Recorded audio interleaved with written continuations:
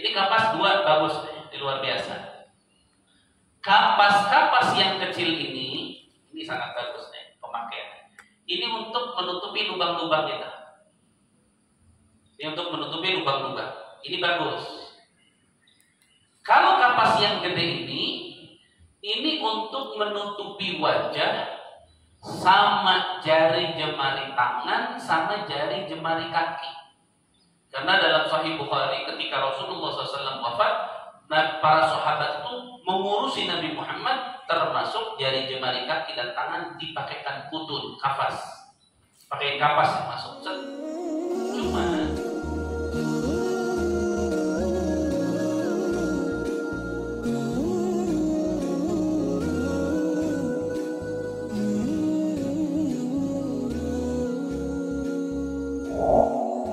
Alhamdulillah wassalatu wassalamu ala Rasulillah Muhammad bin Abdullah wa ala alihi wa sahbihi wa mawalah wa la hawla wa la quwwata illa billah. Subhanaka la ilma lana illa ma 'allamtana innaka antal alimul hakim wa tub 'alaina innaka antat tawwabur rahim. Bapak Ibu semua yang dimuliakan Allah Subhanahu wa taala, subuh ini kita mau lanjutin bab tentang mengkafani mayit ya. Terakhir pergi ngafani mayit ya. Tapi ini tim ngafaninnya kemana? Nggak ada. Masya Allah, apa ini petunjuk bahwa meminta pergantian?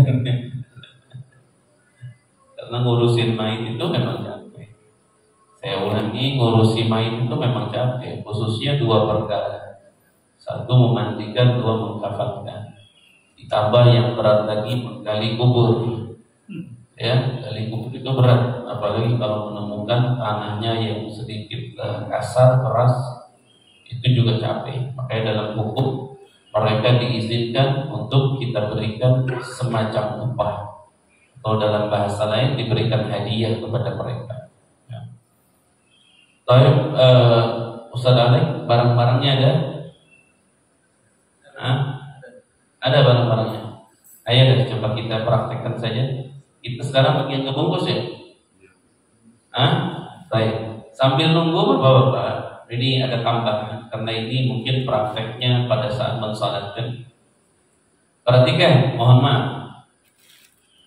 Semalam itu saya kumpul dengan beberapa ustaz-ustaz pesantren. Saya mendiskusikan sedikit tentang masalah pengungkapan ahlil khair. Kalau kita habis nyolat itu, kalau bahasa Arab selalu diomongan begini, isyhadu anna hadzal mayit min ahlil khair. Kita bilang apa? Khair. Itu apa? Banyak orang tidak tahu. Dan bagaimana kalau yang mati itu tetangga kita? Kebetulan sholatnya dia cuma Idul Fitri, Idul Adha. Senangnya punten mabuk, judi, tetangga kita tahu nih. Akhirnya dia mati, kita nyolatin. Kata imam, saksikan bahwa mayit ini ahli kebaikan. Anda mau jawab apa? Khair juga. Boleh apa enggak kalau ngomong khair? Sementara dia tukang apa? Tukang mabuk. Boleh apa tidak? Itu dibahas. Bapak Ibu, mohon maaf, itu semalam sore saya bahas dengan beberapa ustaz-ustaz, kebetulan saya ingat.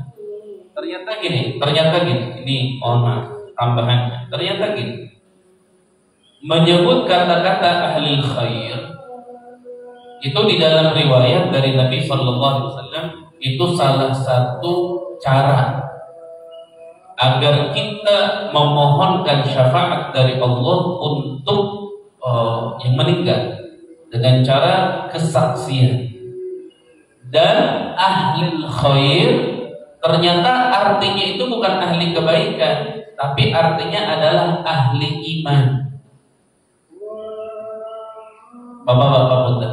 Kalau bapak-bapak ketemu orang tukang sholat, tahajud nggak pernah putus, ngaji Quran nggak pernah putus, belajar ilmu nggak pernah putus, sedekahnya nggak pernah putus, sayang sama keluarga, luar biasa pokoknya. Anda bilang orang itu khair apa soleh?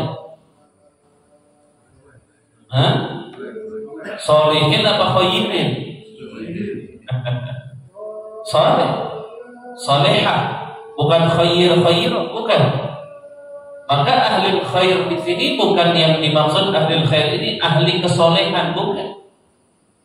Ahli khair di sini adalah ahli iman. Makanya pada saat ada imam beres nyolatin, dia mengatakan asyhadu anna hadzal mayit min ahli khair, artinya min ahli iman. Saksikanlah oleh Anda semua bahwa mayit ini ahli iman. Itu ngomong khair. Dan itu menjadi salah satu syafaat untuk mayit kelak di yaumil qiyamah. Dan itu hadisnya sudah sangat jelas. Hadisnya sudah sangat jelas. Ya. Karena kadang-kadang bapak-bapak gini, kita kalau nggak paham mau ngomong ahli khair, kita tahu ini mayit ahli khair di mana sih? Ketika menerjemahkan khair itu kebaikan. Orang nyebelin, tukang maksiat, gonta-ganti perempuan, judi online, slot, main togel, wah dia hantam semua. Akhirnya mati. Kita suruh nyaksiin annahum min ahlil khair. Gimana mau bilang min ahlil khair? Nah, tapi ternyata yang dimaksud ahli khair adalah ahli iman. Jadi sekalipun dia berandalan, beragajul, selama dia iman, maka kita harus mengatakan asyhadu anna hadzal mayit min ahli khair. Kita katakan ahli khair. Kira-kira jelas apa enggak?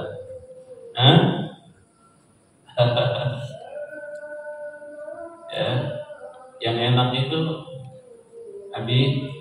yang enak itu Abi disebut berapa umur sekarang? Berapa? Masya Allah 76. Ini yang gocap-gocap pikir dulu. Ini yang 76. Saya kalau sudah punten. Saya pribadi, kenapa selalu menghormati orang yang lebih tua? Selain itu perintah Allah, selain itu perintah Allah melalui lisan Nabi. Dalam hadis Nabi dikatakan, "Laisa minna man lam yarham saghirana wa yuwaqqir kabirana." Tidaklah sempurna jadi umatku apabila mereka belum pandai menyayangi orang yang lebih kecil darinya dan belum pandai menghormati orang yang lebih tua daripadanya. Hadisnya sahih. Jadi menghormati orang yang lebih tua itu bagian daripada keimanan, bagian daripada kesempurnaan seseorang di dalam menjalankan syariat Nabi Muhammad. Kadang-kadang ada anak-anak muda, baru jadi kiai saja, ada orang tua itu dikasih cium tangan aja, gitu. Itu nggak sopan. Dia insya Allah ulama, alim, tapi dia tidak punya akhlak terhadap orang tua. Itu tidak sempurna dalam keilmuannya. Yang kedua, saya selalu teringat ceritanya siapa? Sahabat Talha bin Ubaidillah. Saya selalu teringat cerita Talha bin Ubaidillah. Ini hadisnya sahih. Talha bin Ubaidillah ini punya tetangga lah kalau bahasa kita. Dua orang ini adik kakak, Masya Allah. Dua orang ini luar biasa persahabatannya, persaudaraannya, sampai dua orang ini masuk Islamnya bareng. Akhirnya yang satu ibadahnya, kita singkatkan aja bahasa, ibadahnya kenceng gitu. Kalau yang satu lagi, si A ibadahnya kenceng, si B ibadahnya normal biasanya. Si A yang ibadahnya kenceng ini, mohon maaf, sampai dia ikut perang, akhirnya mati di medan perang. Itu kan meninggalnya apa? Syahid. Yang si B yang ibadahnya biasa aja, dia belum mati ketika saudaranya meninggal ini, belum meninggal dia. Dia masih panjang umur, ada sampai sekitar 1 tahun lagi dalam sejarah. Jadi umurnya lebih panjang 1 tahun daripada saudaranya. Akhirnya yang menariknya apa? Talha bin Ubaidillah ini bermimpi. Ini bapak-bapak kalau cerita-cerita mimpi itu memang dari zaman dulu sudah ada. Dari zaman Nabi Adam mimpi itu sudah ada. Cuma mimpi itu kan ada mimpi dari syaitan, ada mimpi sebagai petunjuk, Ada mimpi kemuliaan, tergantung mimpinya, tergantung kondisinya, maka lahirlah ketika mimpi itu bagian daripada cerita manusia, lahirlah namanya takbir mimpi. Lahir seperti ketika zaman Nabi Yusuf alaihissalam, raja itu mimpi apa? Melihat sapi 7 gemuk-gemuk, ini sapi kurus. Akhirnya ditakbir sama Nabi Yusuf alaihissalam bahwa masa kaum anda ini akan subur, kemudian setelah itu bakalan paceklik dan seterusnya. Nah, itu mimpi-mimpi seperti itu mimpinya kepada orang lain, tapi yang mentakbir Nabi Yusuf alaihissalam.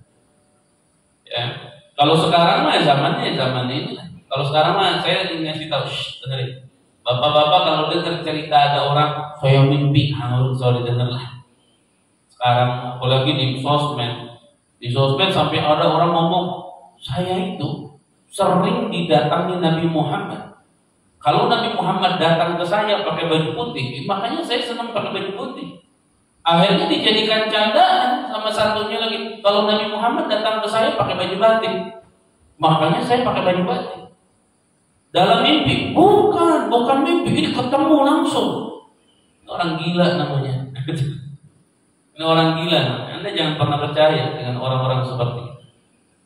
Orang gila. Gila namanya begitu, stres. Anda ingin banyak pengikut, dia bingung mesti apa nih? Ya, mesti cerita yang aneh-aneh biar orang kagum, biar orang begitu bohong.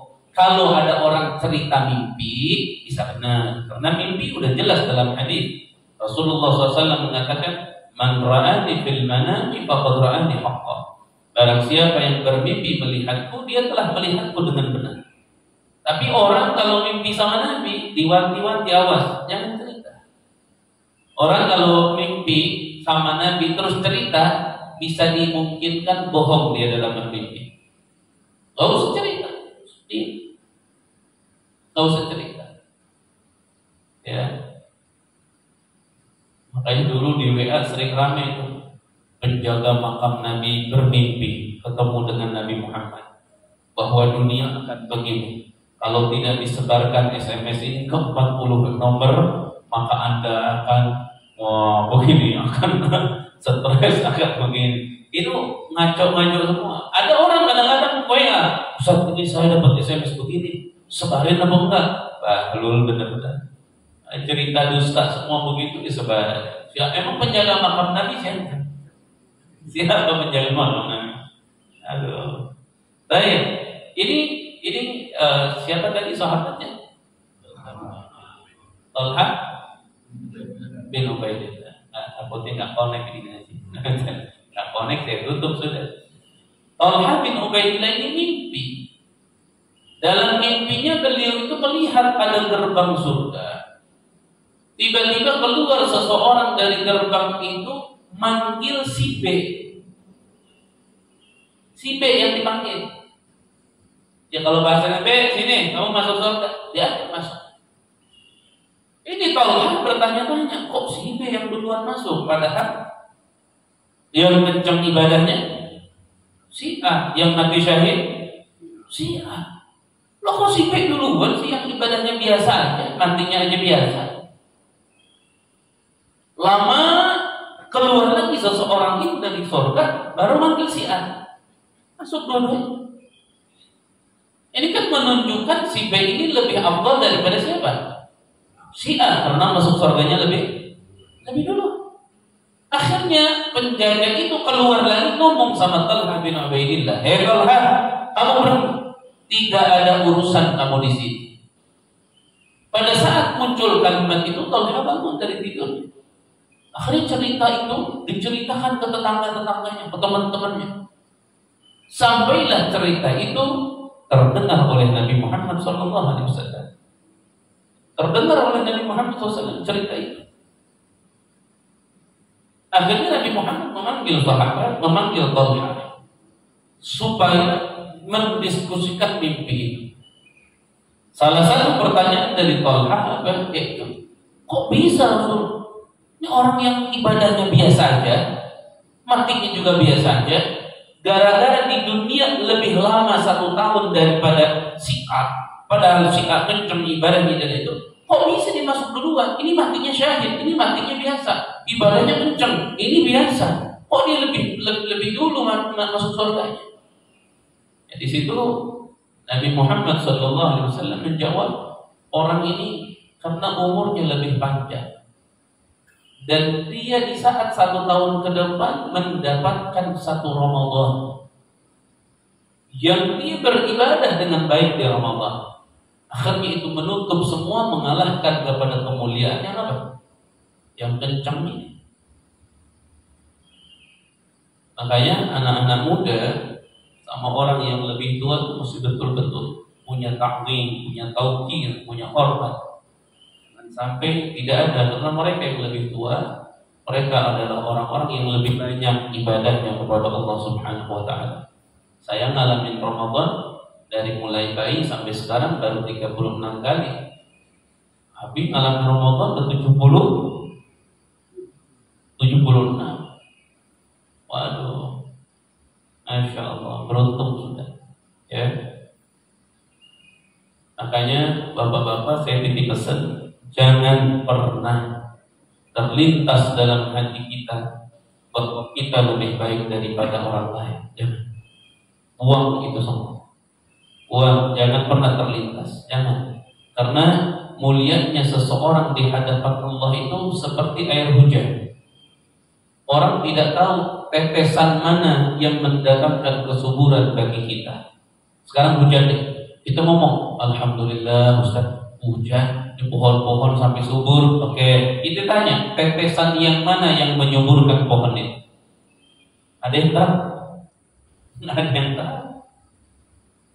Disembunyikan sudah. Manusia pun sama, disembunyikan sama Allah. Kemuliaannya siapa? Hanya memang yang Allah kasih tandanya, cirinya, Allah katakan, ala inna akramakum indallahi atqakum. Manusia yang paling mulia di sisi Allah adalah yang paling bertakwa kepada Allah Subhanahu wa taala. Baik.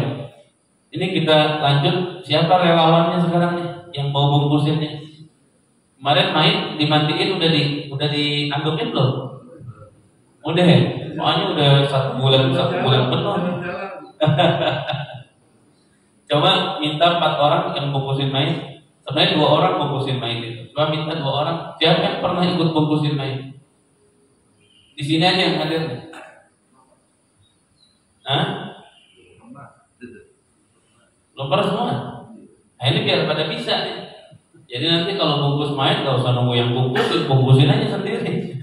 Bahkan bapak-bapak kalau bisa ngebungkus sendiri, bungkus aja. Udah gak usah ditunggu, biar saya bungkus sendiri.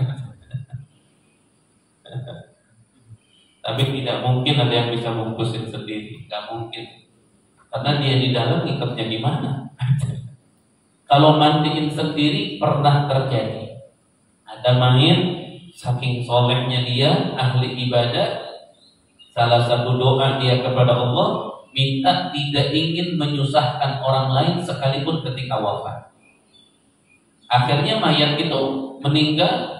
Tiba-tiba karamah kemuliaan dia bangkit, akhirnya bisa mandiin dirinya sendiri. Tapi meringankan dari sisi mandiin, ngapain tetap nggak bisa. Ya, apalagi nguburin nggak bisa, main dari sendiri, kemudian tidur sendiri, nggak mungkin. Itu menunjukkan kita ini butuh orang lain, tidak bisa kita hidup sendiri. Muamalah harus dengan baik, bersilaturahmi, bersaudara. Coba masuk 3 orang aja. Ustaz Alif coba antum kemana? Sebagai ininya nih, sesepuhnya. Coba masuk 1 lagi biar agak bisa. 1 lagi kebanyakan mudah. Antum sini. Enggak itu santri ini. Dia mau udah bisa dia mah. Apalagi bungkus pertama udah intinya. Coba Ustaz, kalau untuk ibu-ibu mohon maaf, ibu-ibu yang minta maaf ya. Ngafalin ibu-ibu perempuan itu sudah jelas 5 bahannya. Pertama, izar, dalam bahasa kita sarung. Yang dipakai pertama sarung ibu-ibu. Kemudian setelah itu qamis, pakai qamis. Setelah itu pakaiin khimar, kalau bahasa kita kerudung. Setelah itu pakaiin 1 lipatan kain kafan. kemudian pakaiin 1 lipetan kain kafan. Berarti totalnya jadi 5 untuk ibu-ibu. Tapi itu proses mengkafani mayit itu setelah disempurnakan pemandian. Kemudian setelah sempurna dimandikan, dia sempurna juga ditutup lubang-lubang dengan kapas termasuk wajah, termasuk jari jemari tangan, kaki, dan dengkul. Khususnya, mohon maaf, ajizah. Ajizah itu pangkat, itu disumpel, bukan dimasukin, disumpel. Setelah itu dirapihkan dengan serapi-rapinya, barulah mulai pengkafanan. Nah di sini kalau untuk laki-laki itu kain kafannya 3 lapis, 3 lipetan. Ini teorinya dulu nih. Syarat 3 lipetan itu harus 1 lipetan menutup semua tubuhnya. Kalau tidak menutup semua tubuhnya belum dikatakan 1 lipetan. Contoh, ini nasib ini nasib ini. Ini contoh. Ini kalau bisa kapan-kapan beli kain kafan jangan begini. Ini kesian, ini nyusahi yang ngurusin mayit nantinya. Saudara jangan beli kain kafan begini. Ini nyusahin yang ngurusin mayit. Ada mic tanpa ini nggak? Mohon maaf. Yang nggak pakai kabel ada? Mic nggak pakai kabel. Ini nyusahin mayit, nyusahin yang ngurus. Nah, nggak pakai kabel saja. Iya, tadi pakai kabel. Tunggu kembali. Keluar. Ini tolong ibu-ibu, ini kalau bisa bapak-bapak, nanti beli kain kafan jangan begini.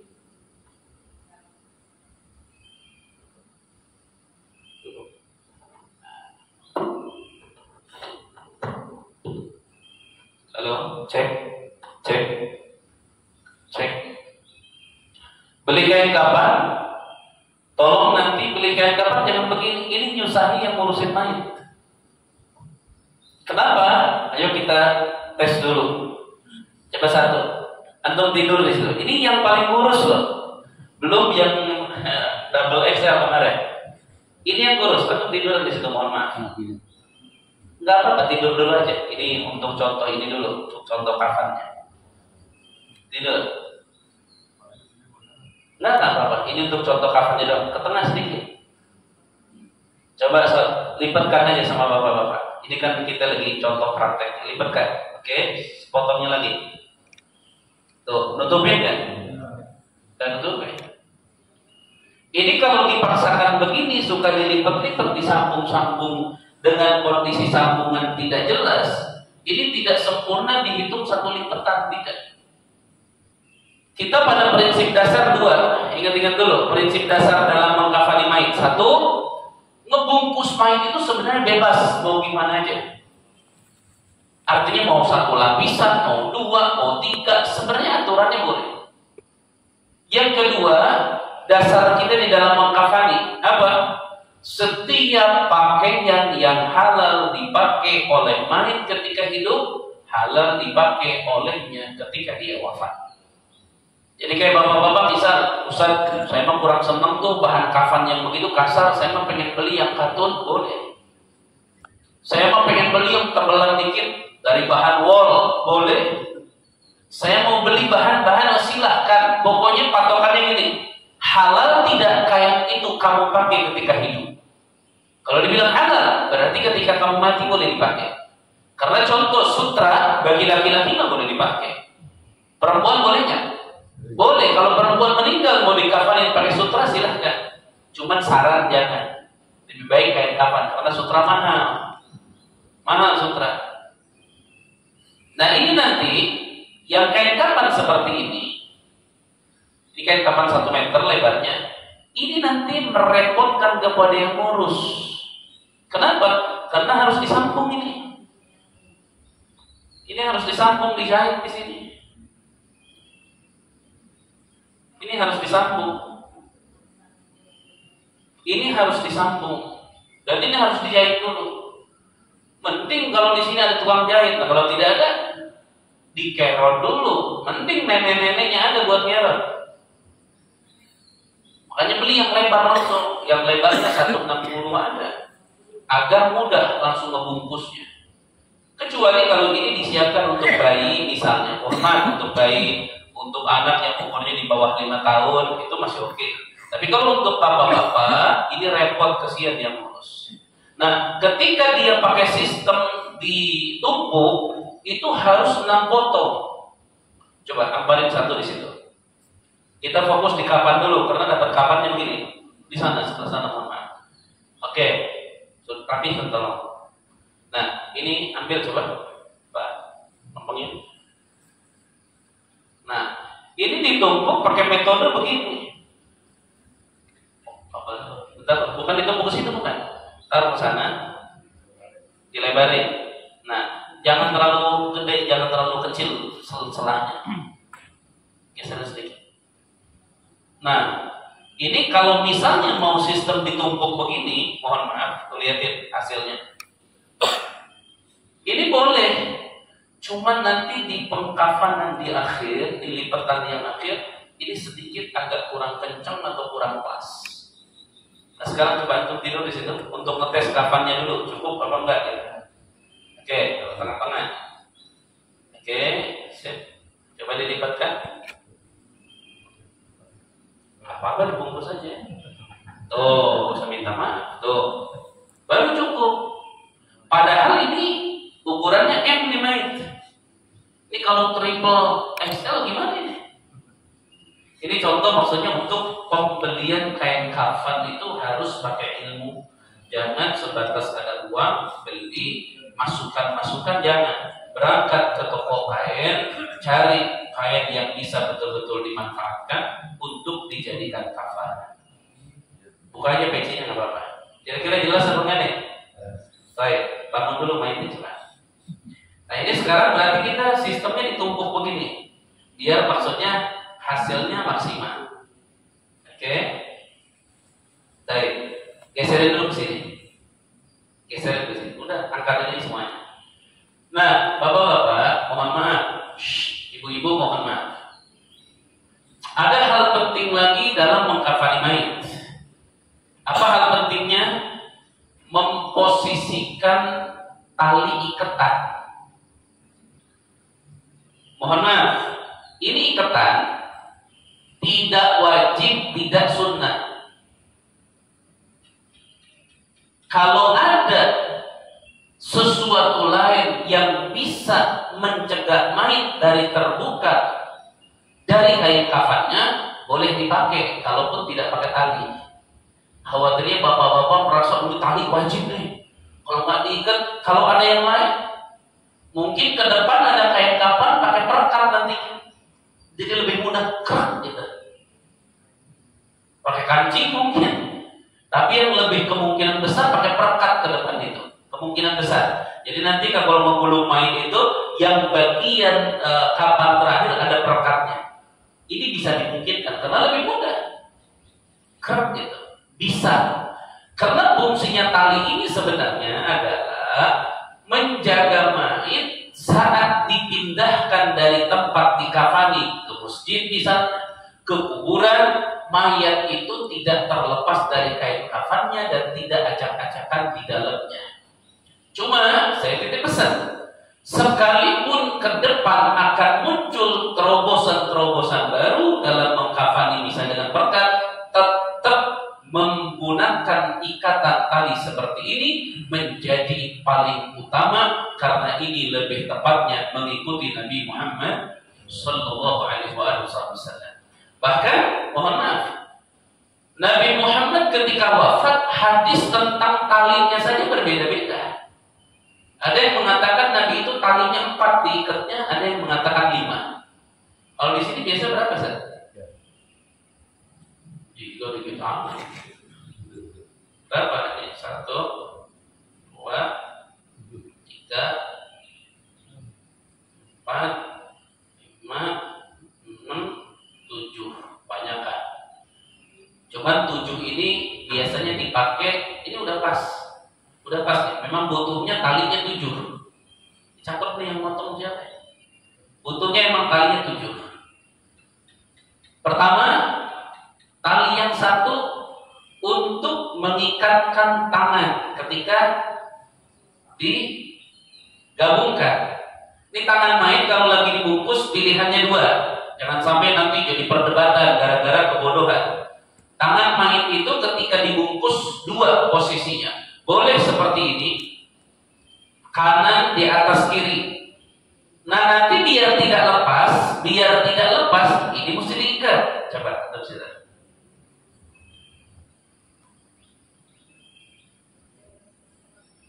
Tuh.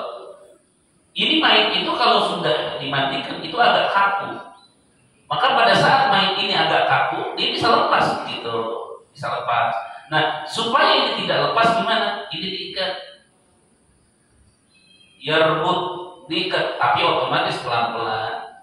Dan ikatannya jangan dikecilin, tapi dilebarin. Tuh lihat, talinya lebar. Karena kita juga yang hidup kalau di talinya kencang begini, punten tuh kayak begini. Itu menyakitkan, kencang, diikat tuh.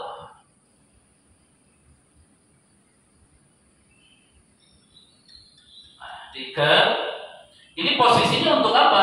Agar supaya tidak bergerak. Ini posisi pertama. Jadi seperti itu. Posisi kedua, tangan itu pada saat kita mengkafani mayit boleh seperti ini. Boleh begini. Jadi mayit begitu.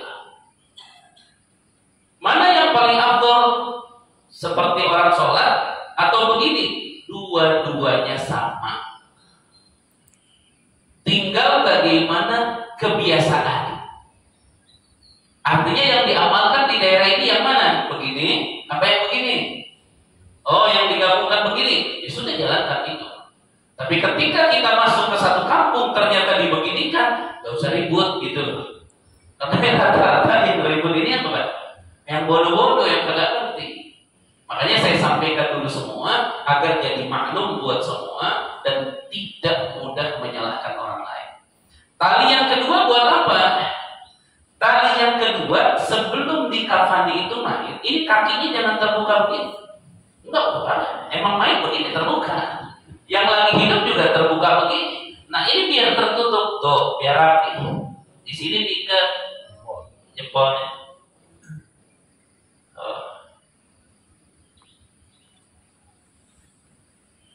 Ini contoh aja ya. Karena talinya untuk ini agak sedikit dikurangi nanti. Oh, jadi dia posisinya lebih rapi. Sisanya bicara tali dulu nih. Itu 5 pas.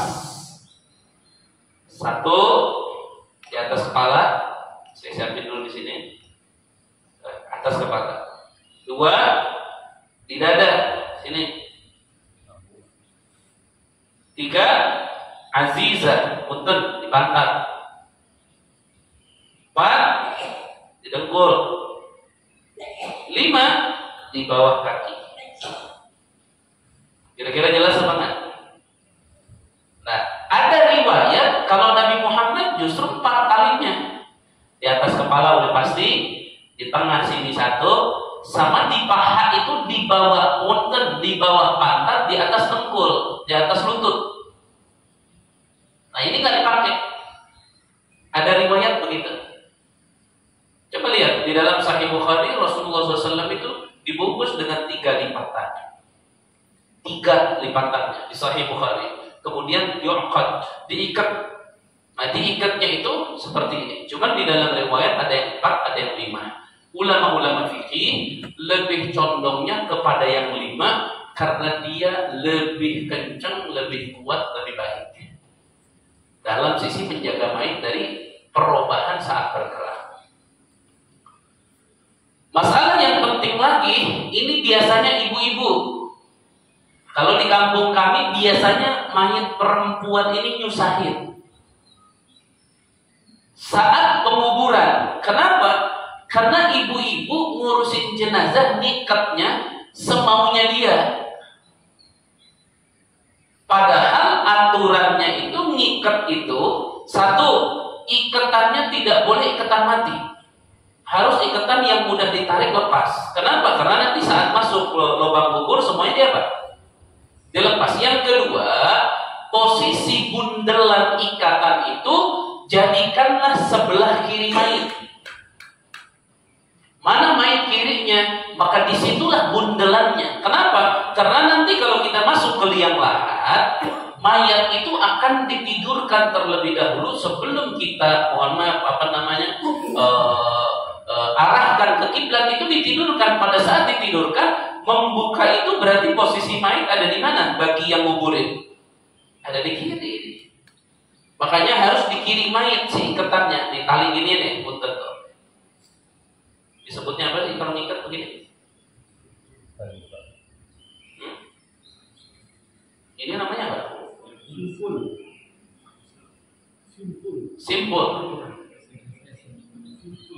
Simpul ini. Nah, simpulnya ini harus di sebelah kiri mayat. Agar apa? Agar saat orang-orang yang mau menguburkan, mereka cara bukanya itu gampang. Nih kiblat ke sono kan, dipas nih. Kiblat ke sana, mayat di sini. Kalau ngikatnya sebelah kiri gampang bukanya. Gampang. Kalau ngikatnya sebelah kanan, kadang nyari dulu. Mana sih? Di bawah lagi nih. Tuh. Nah di kampung kami yang begitu kadang-kadang perempuan, tapi sama sih bapak-bapak juga kadang-kadang begitu. Maksudnya gini, bapak-bapak punten, ngikat seperti itu tidak salah, ngikat seperti itu tidak haram, tidak dosa, tidak makruh, tapi nyusahin bagi yang ngurus pada saat dia mau menguburkan. Oke, nah sekarang kita mulai praktekin masalah ini, karena ini gampang. Ya, bismillah. Coba mainnya bangun dulu. Ini enak nih kalau main begini nih. Ya. Oh bisa dibuat, enak nih. Tenang, gak akan kebablasan, tenang. Baik, pertama angkat dulu kain kafan, taruh dulu talinya di bawah. Angkat dulu kain kafannya. Oke, kebetulan kafan kita begini, jadi saya tumpuk. Ini afdolnya dijahit dulu, supaya nanti pemasangannya lebih maksimal. Ya. Dan yang kedua didengerin loh, ada penting lagi. Sebenarnya kain kafan itu secara aturan yang paling bawah itu harus yang paling lebar. Kalau misal lebarnya yang atas itu mencukupi menutupi badan mayat 120 cm misal, maka yang bawah itu upayakan 150. Harus lebih lebar yang bawah itu. Aturan kesempurnaannya. Tapi kalau tidak pun tidak apa-apa, yang terpenting tadi satu lipat, satu lapisnya menutupi seluruh tubuhnya. Oke? Baik. Simpan dulu talinya, ukurkan dengan beliau tadi. Simpan aja situ. Enggak diamparin. Nah, kalau membungkus mayat, afdolnya kemana? Arah kepalanya. Bentar. Sebenarnya arah kepalanya kemana aja, tergantung nanti kondisi rumahnya. Karena kita nggak tahu rumahnya seperti apa. Hanya yang paling afdol adalah kakinya si mayit itu ke arah kiblat. Berarti ke sana tuh. Ayo kita angkat dulu. Berarti ke sana panjangnya. Kita langsung taruh 5 aja talinya. Coba diinikan. Ini kabelnya sih nggak panjang. Udah dibuka. Mentok sudah. Itu agak atas dikit dah.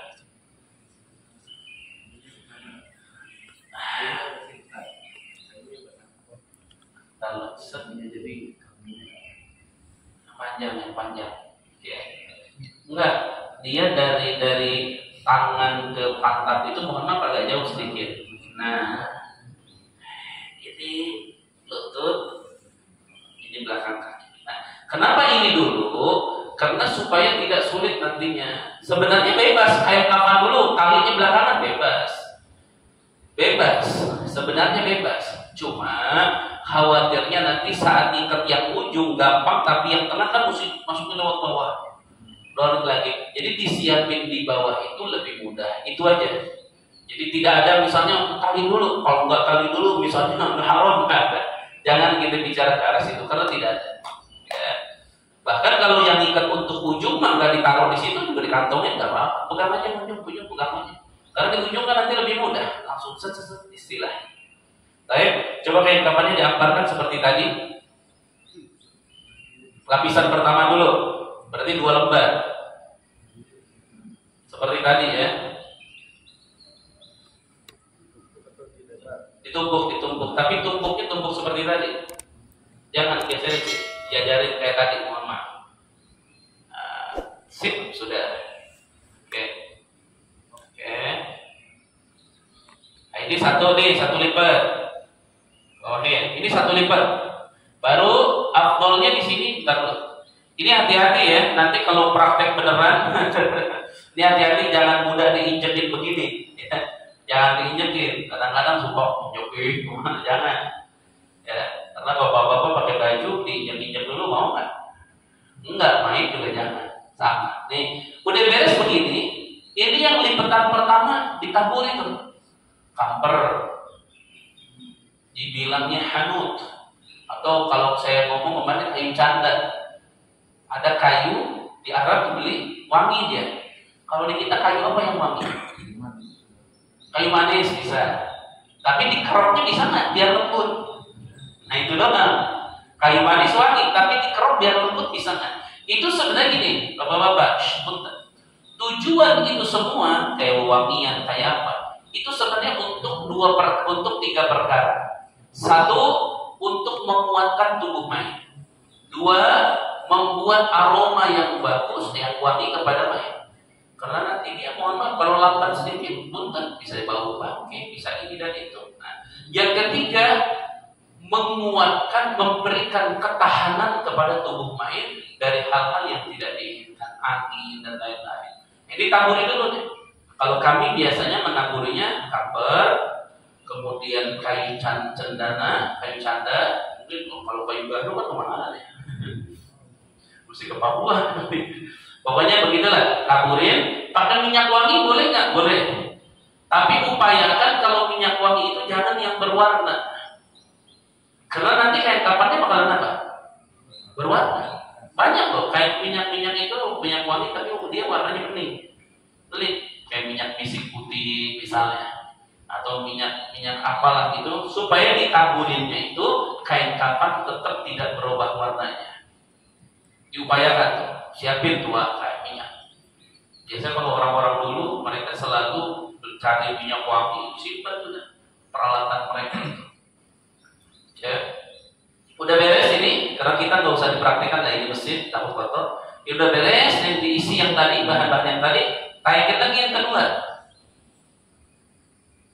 Nah, kalau kain kafannya seperti ini, naikin yang kedua harus sebelah sini dulu. Sebelah sini. Nah, biar tumpukannya lebih gampang. Oke. Udah nggak apa-apa lah ini untuk ini. Taikin satu lagi. Nah, nanti ngukur kain kafannya sebenarnya harus dipraktekkan. Cuman kain kafannya cuma hanya yang begini. Nah, ini 2 lipat. Oke, saya potong dulu, saya jeda dulu. Ini 2 lipat sudah, 2 lapis lah bahasanya. Ini 2 lapis, ditaburin lagi nih. Setelah ditaburi secukupnya, untuk main perempuan sudah bisa dibawa ke sini.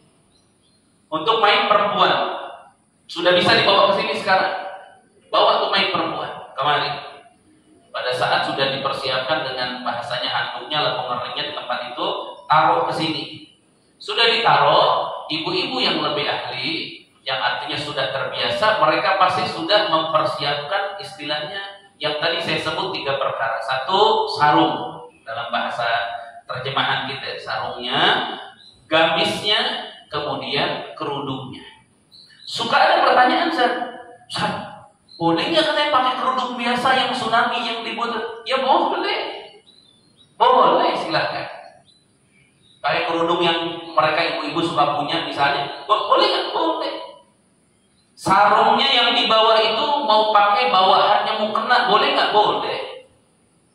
Secara hukum boleh.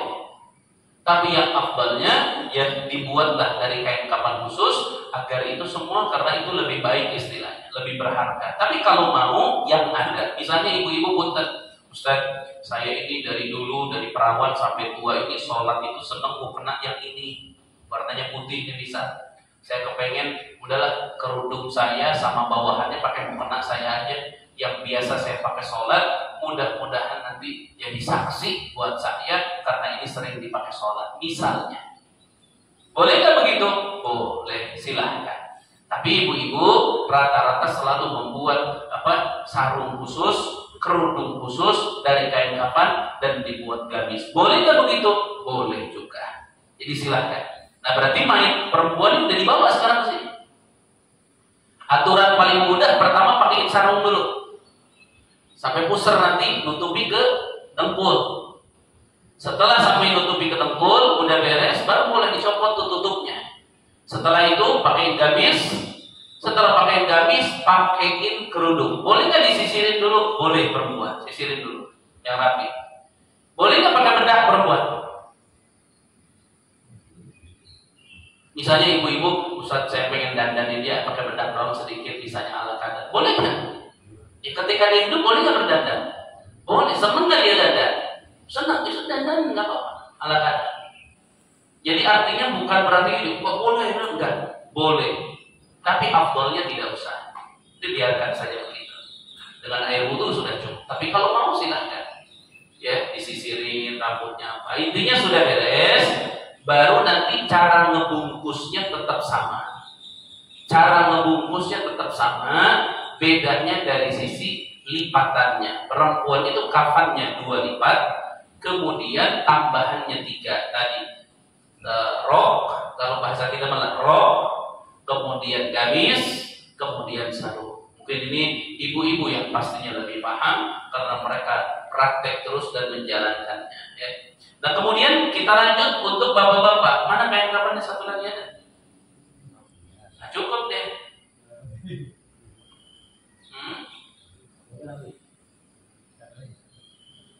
Soalnya kalau begini, ini sebenarnya kalau ditumpukan di situ sah.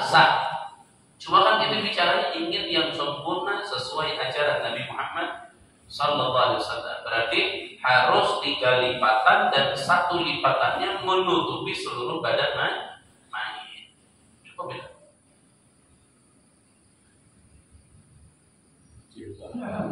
Baik. Gak apa-apa aja. Cukup. Atau ada sorban yang seukuran ini? Ini untuk contohnya. Bisa coba hafalin seukuran kayak kapan? Coba maaf.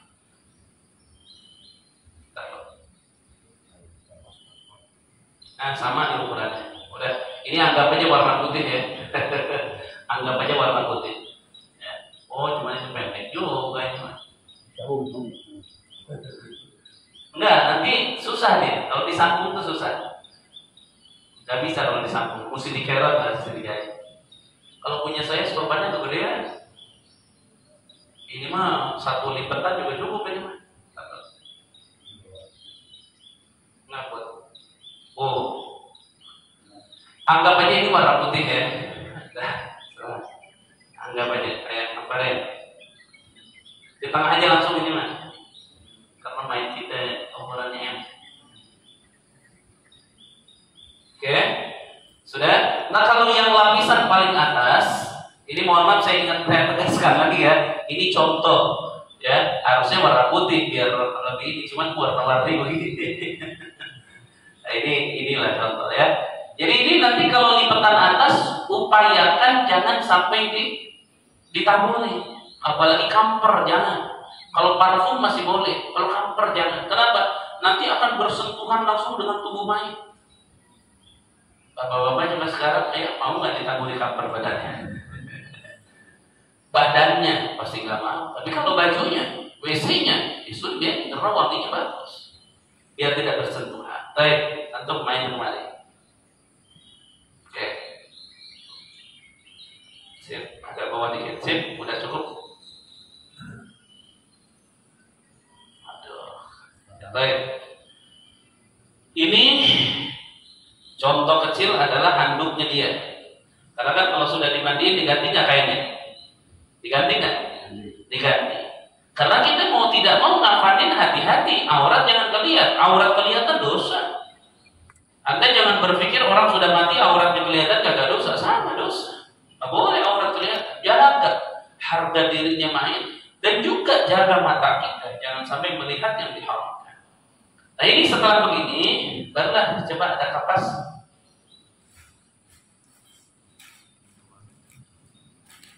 Ini penggunaan kapas. Kalau bisa kapas ini sama kapas itu tuh. Nah, tuh. Ini kapas dua bagus nih, luar biasa. Kapas-kapas yang kecil ini sangat bagus nih pemakaian. Ini untuk menutupi lubang-lubang kita. Ini untuk menutupi lubang-lubang. Ini bagus. Kalau kapas yang gede ini untuk menutupi wajah sama jari jemari tangan sama jari jemari kaki. Karena dalam Sahih Bukhari ketika Rasulullah SAW wafat, para sahabat itu mengurusi Nabi Muhammad, termasuk jari jemari kaki dan tangan dipakaikan kutun, kapas. Pakai kapas yang masuk. Cuma kelemahan di kita yang kurang sedikit waspada apa? Kadang-kadang mereka mengambil kecukupan dengan menggunakan kapas saja, pakai. Sementara akhirnya pada saat praktek ditutup, kapas itu acak-acakan. Karena tidak ada perekat ke situ. Makanya, mohon maaf, kalau di Jazirah Arab, baik Mekah, Yaman, dan lain-lain, itu mereka di samping kapas ini ada bahan tambahannya, yaitu benang jahit warna putih yang biasa. Ada nggak benang jahit? Nih, saya praktekkan dulu. Perhatikan dulu. Ini bagus nih, karena ini penting. Khususnya mohon maaf bahasanya. Khususnya untuk pantat. Ini sangat penting yang begini. Yang itu tuh nggak bisa. Ini bagus nih. Cara ini, masya Allah. Masjid di sini luar biasa milik kapasnya. Tuh, ini bapak-bapak.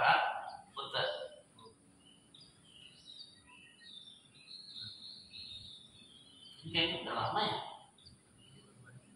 Udah lama sebenarnya. Tuh, saya kasih contoh aja, punten, saya kasih contoh. Saya kasih contoh aja. Ini ketika pada saat kita mau bungkusin mayat, ini kan ditaburi juga pakai kamper. Ditaburi pakai kamper, oke.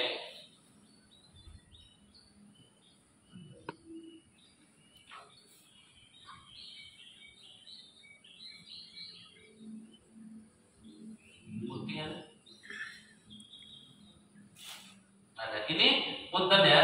Tadi saya ulangi, ngikat ini untuk supaya rapi kakinya mayat.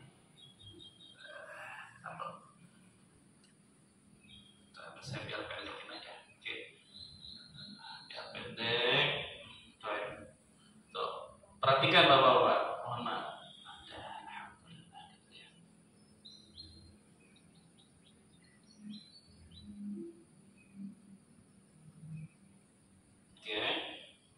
Ini dirapikan, tuh. Tidak perlu diikat 2 kali karena mayat itu kalau sudah meninggal dia ringan. Tuh. Oke. Tuh, bapak-bapak, perhatikan, ibu-ibu, mohon maaf. Ini kapas, ketika sudah dimasukin kamper, ini nutupin kaki ini. Nah, kalau begini doang, begini misalnya, nanti pada saat kapan ini akan gerak nggak? Akan gerak. Salah satu contoh lagi, mohon maaf. Di dengkul ini nanti dengkul ini kan pakai kain kapan. Nah, ketika pakai kain kapan gini saja, di kapanin gerak nggak? Gerak. Ini salah satu hal yang punten, mayat dikapasin, tapi saat sampai ke kuburan kapasnya udah acak-acakan di mana tahu. Akhirnya keafdolannya kurang. Makanya caranya bagaimana? Gantung tidur. Mayatnya tidur. Ini kalau bangun ini pada lari. Nah, ini bagusnya gimana? Pada saat dibeginikan, tuh, ini pakai benang di sini. Ada benang jahitnya. Ibu-ibu ada yang dekat rumahnya benang jahit? Jauh ya? Biasanya kalau pakai tali satu dia kebesaran dan dia tidak ngikat karena kalau tali itu harus kencang. Kalau benang itu Kenapa pakai benang? Karena benang itu dengan kapas ini nanti menyatu dia. Kalaupun kita kencengin, tidak akan membahayakan kepada mayat. Kenapa? Karena benang seperti itu kekuatan dayanya kalau lebih kencang menyakiti malah dia yang putus. Tapi kalau ini kita pakai longgar, bagaimana? Dicopok juga. Kita pakai kencang, kesian kaki karena ini akan menang. Tapi kalau pakai benang tidak. Nah, makanya ini proses pemasangan kapas ini seperti itu. Tuh, ini lagi nih. Gimana? Benang gampang, udah putar aja. Udah, beres. Nanti pakai benang juga ketika dia sudah menyatu dengan kapas, putusinya nggak usah diikat, copot ya. Ayo, berarti siapin dulu tuh kapasnya. Ini untuk kaki. Ketika udah jangan diikat dulu. Ini yang bungkusin main nanti siap-siapin tuh.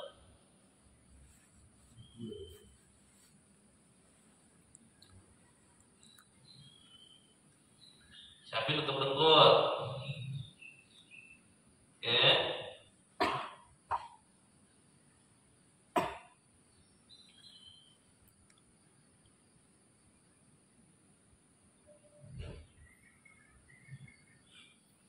Siapin untuk tangan. Nanti yang bagian mohon maaf untuk pantat nanti belakangan.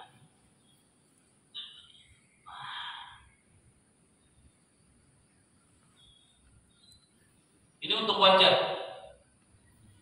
Wajah itu untuk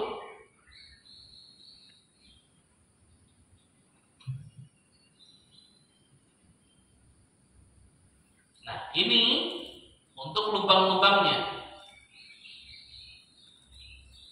Telinga.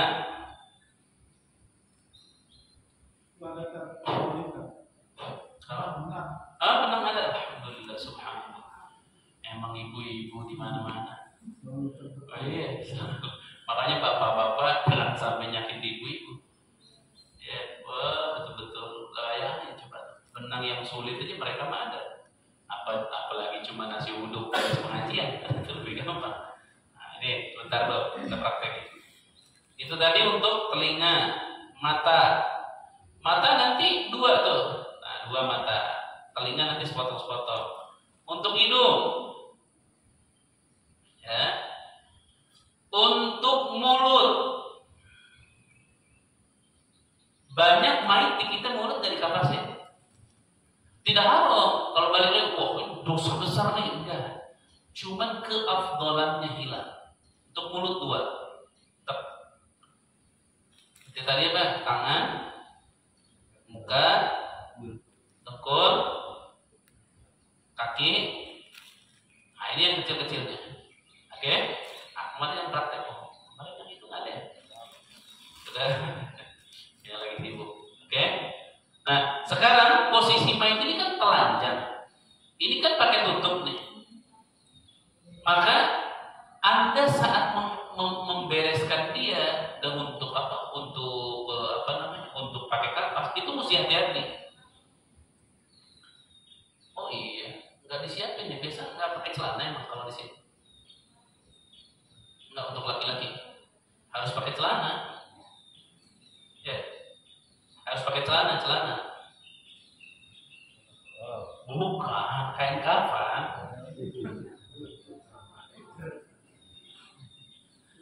Ini nggak ada lagi ya zamannya. Bentar lo ibu-ibu di belakang tuh udah ngomong celana itu nanti apa cirit tuh main. Saya dari tadi kayak kamarnya ada lagi. Oh ada lagi. Oh ukurannya segini. Nah lebarnya, mohon maaf sama. Itu kayaknya agak besar. Nah, mohon maaf sebentar saya potong dulu.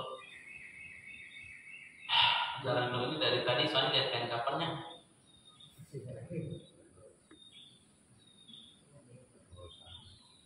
Oh sama aja. Oh ini, ya udah potongnya segitu. Tapi mainnya bangun dulu. Oh ini di itu. Tahan dulu ya. Ayo mainnya bangun dulu. Mainnya bangun dulu. Oh itu diangkatin dulu. korban saya di anaknya. Punten. Karena ini meninggalnya kain kafannya pas-pasan.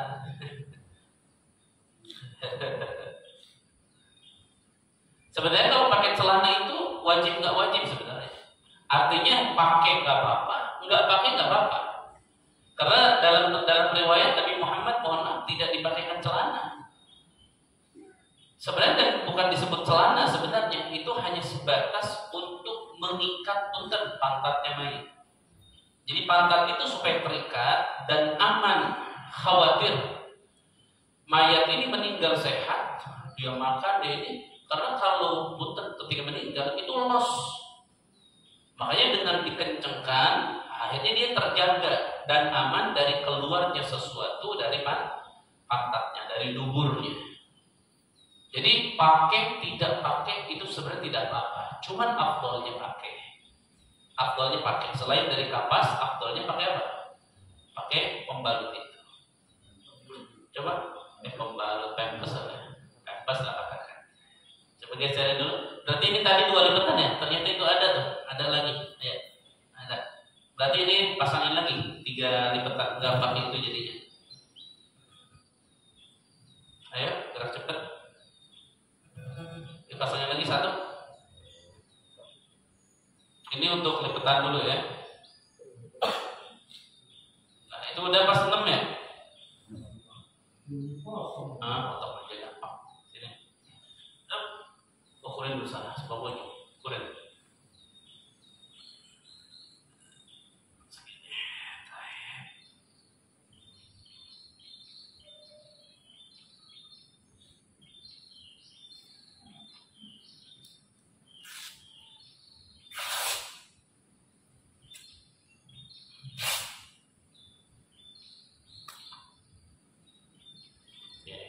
Sip. Nah, ini yang 3 lipatannya ya. Ini yang apa?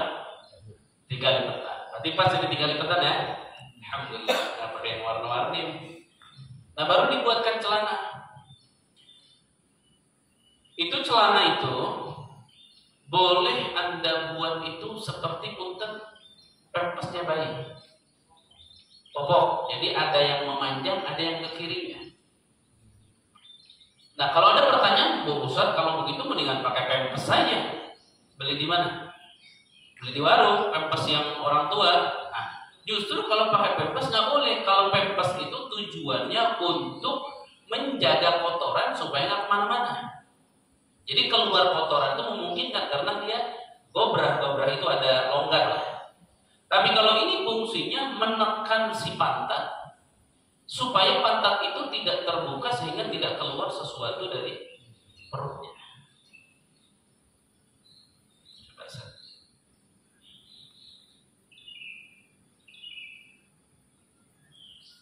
Segini juga cukup.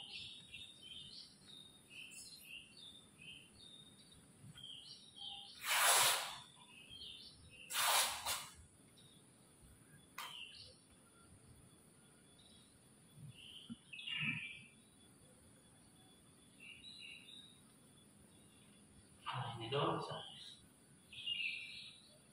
Nggak cukup ya.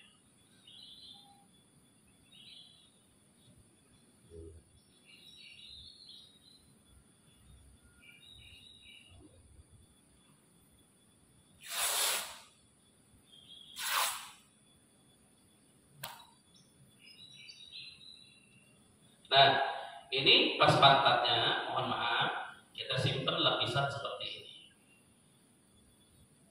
Nah, kita simpan lapisan seperti ini.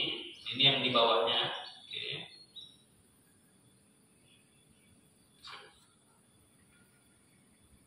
Ini yang di bawah. Nah, kemudian ini yang di atasnya.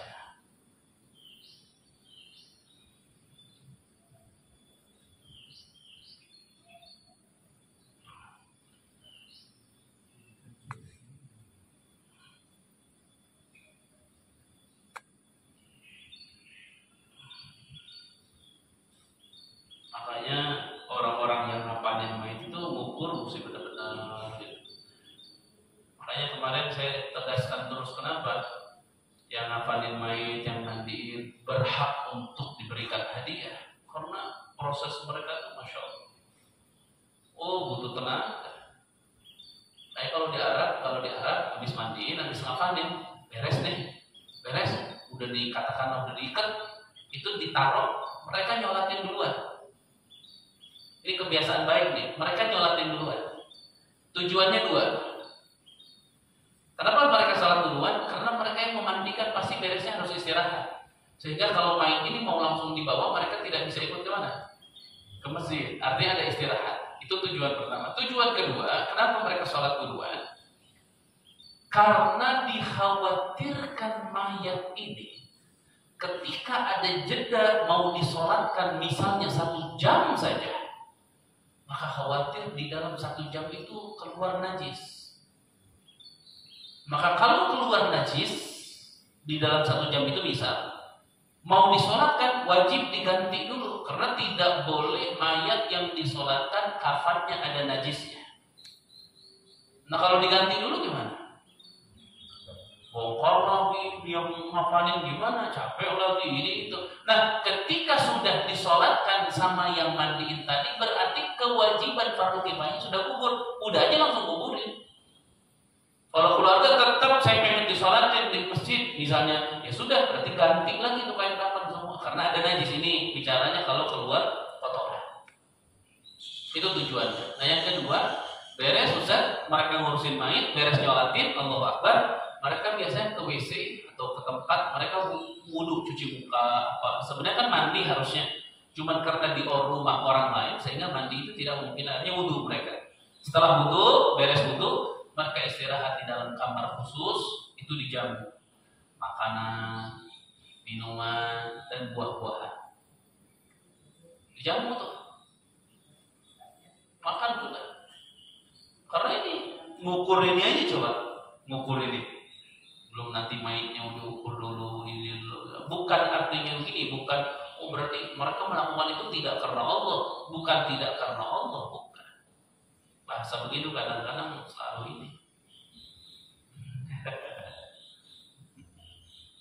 Baik, nah ini kapasnya 1. Minta kapas yang gede tadi, mohon maaf, yang paling besar. Nah itu. Nah ini untuk apanya? Untuk pantatnya. Oke, sudah beres ini. Cara dijahit kemana? Nggak usah dijahit, dia akan tertekan sama punggungnya.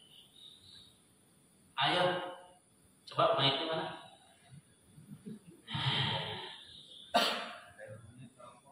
Tuh, kalau mayitnya begini kan dia bisa ngukur pasti pantat sih di mana kan. Coba kalau mayit asli emang bisa ngukur begini. Kalau ini kain kafannya seada-ada, jadi kita pakai seada-ada. Oke, ke atas sedikit. Nah, pas cangkengnya pas, oh yang tadi udah dipakai ya.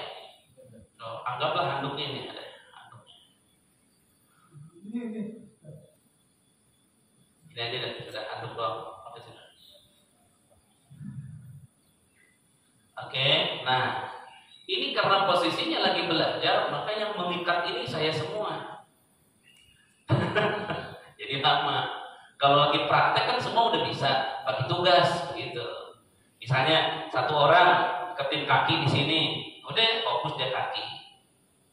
1 orang mungkin ngurusin pantat. 1 orang ngurusin kepala sama tangan. Jadi cepat maksudnya. Ini mungkin kan lama juga tuh, kesian ya balik ke sana ke sini bisa. Ini kalau praktek main sebenarnya nggak kesian. Kenapa? Karena ada tim itu mereka ngerti semua. Anggaplah antum di sana aja di kepala. Nah, Abi di pantat sini. Tapi belum bisa ngurusinnya. Nanti aja. Udah kepala aja sama tangan. Kamu nih. Saya mau contohkan dulu pakai kapasnya, ya. Saya contohin pakai kapasnya, oke. So, pada saat pemakaian kapas itu dengan tadi ada apa? Ada benang. Maka posisinya itu ini tuh aman nantinya. Tuh.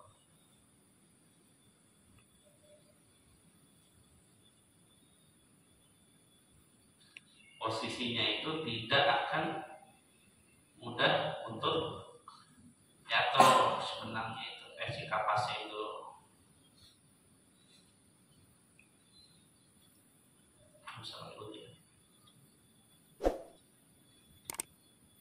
Itu benang itu dia mudah di operasikannya. Tuh.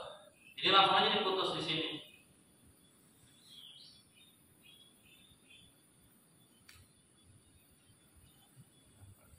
Tuh main gerak aja masih aman. Oke, nah, kurang lebih seperti ini. Nanti kalau untuk pengaplikasian lebih afdal, ya kapasnya kayaknya udah agak sedikit lama di sini. Tapi ya intinya seperti ini bagus. Nah kemudian dengkul. Pada saat dengkul juga sama. Tuh, di sini kita praktekkan satu aja nih. Kita praktekkan satu aja. Tuh, kalau begini saja, maka posisi si kapas itu pasti akan jatuh. Gitu. Ini kita bicaranya bukan salah dan benar, bukan. Tapi dia akan jatuh. Maka ini diikat.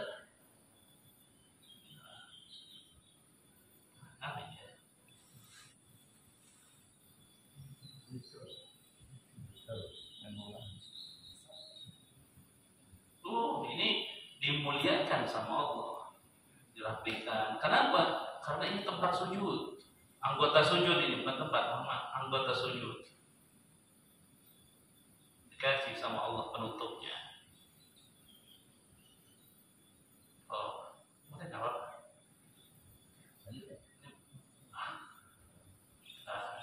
Nah, udah beres tuh.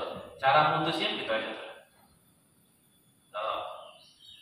Jadi lebih kuat. Jadi kalaupun kegesek-gesek begini tuh, dan benang ini dia langsung menyatu sama si kapas itu, sehingga nggak perlu diikat gitu. Udah beres, ini mohon maaf, udah beres, udah beres.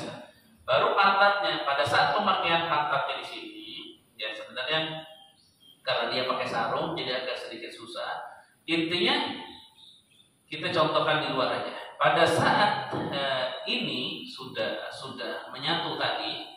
Itu sudah ditaikin ke atas, tadi kan kapasnya sudah ditaikin ke atas ini. Nah, di sini langsung disatukan. Nah, ini kurang panjang. Nah, cukup. Nah, tuh lihatin, ini lebih kuat dia. Jadi untuk mencegah dan menahan daripada itu lebih kuat. Nah, bisa nanti pakai peniti di sininya. Dua.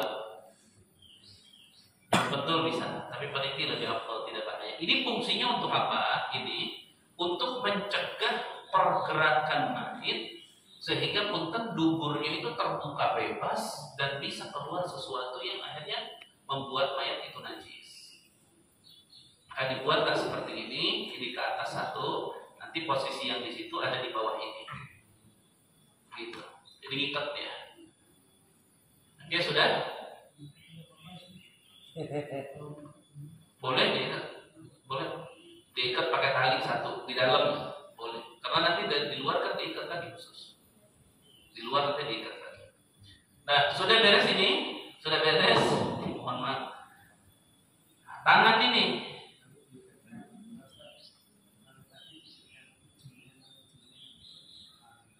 yang B boleh tadi saya ngomong, ya boleh, supaya nahan dia pakai peniti. Nah ini tadi kan diikat ya. Ini diikat. Ini diikat. Nah, fungsinya ini diikat untuk apa? Untuk supaya kalau mayat kan dia mudah gerak, untuk supaya tidak gerak, makanya jangan diikat kencang tuh, mohon maaf. Celah tuh masih ada. Nah, diikatnya tuh untuk apa? Untuk nahan saja. Supaya mayat itu tangannya tidak jatuh. Tapi kalau milih mau diketengahin tidak apa-apa. Nah, nanti setelah ini pakai ini baru ini dibungkus semuanya. Wah, kecilannya. Dibungkus tuh. Setelah dibungkus begini, pakai benang lagi. Putar lagi ke benang. Beres aja dah. Gitu aja ceritanya. Cepat. Ya. Beres aja sudah. Beres. Oh, kurang deh. Nah, ini di sini tadi mana kapas kecil? Nah, ini mohon maaf. Ini yang paling jarang itu nutupi mulut. Kalau nutupi telinga itu udah luar biasa. Ini nanti dipakein hanut.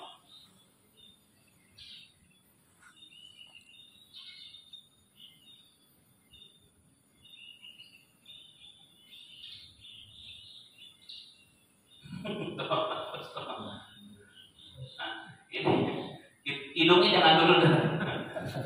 Karena ini mesti betul Pak. Oh, hidungnya jangan dulu, sudah hidung jangan, sudah. Nah, matanya tuh, punten. Tutupin, sudah. Nah, udah beres. Mulutnya ini dimasukin sampai ke dalam, begitu. Ini dimasukin sampai ke dalam. Nah, itu bukan di luar ya, mohon maaf, masukin ke dalam. Cuma saya nggak masukin, khawatir kapasnya kena giginya. Itu dimasukin ke dalam. Jadi di luar gigi, di dalam bibir. Di luar gigi, di dalam bibir. Masukin. Betul. Posisinya jadi seperti itu. Oke, ini saya tidak praktekin. Setelah itu beres nih, baru ditutup. Nah, yang sebelah kanan nanti agak dibuka sedikit, tapi nanti pasti pengukuran ditutup.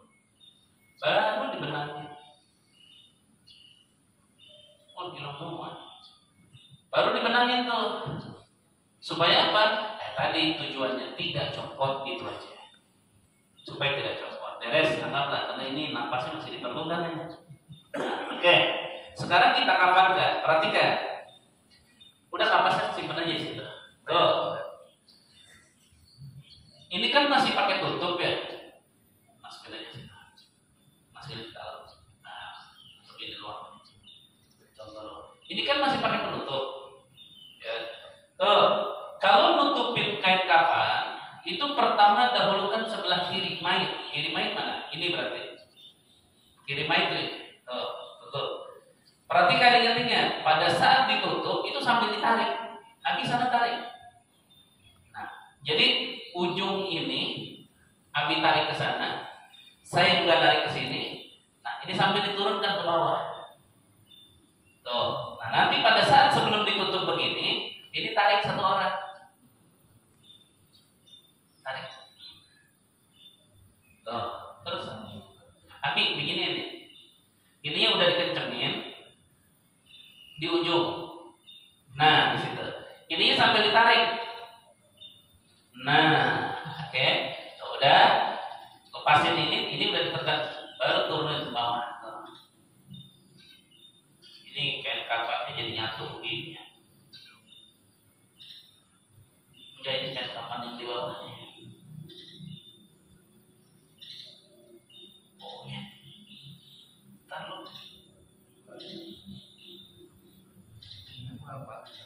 Oh, sambungan yang tadi ya? Oh, saya ngambil sambungan. Tuh kan, repotnya begini. Nah, udah. Nah, sudah B. Nah, ini B, punten. Satu. Ini sambil ditarik nih. Ini sambil ditarik, langsung dibuatkan bundelan. Ke sini. Itu ditaruh di bawah begini. Yang ini sekarang. Tuh, caranya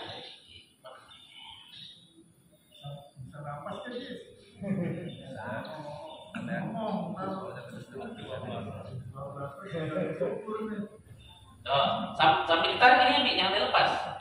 Moncongnya itu jangan dilepas. Karena kalau longgar, punten kalau longgar, nanti main mudah bergerak akhirnya pada copot. Ini jangan dilepas. Sambil muterin ini, tarik. Ini tetap jangan dilepas tuh. Oh, ini jangan dilepas ini mah.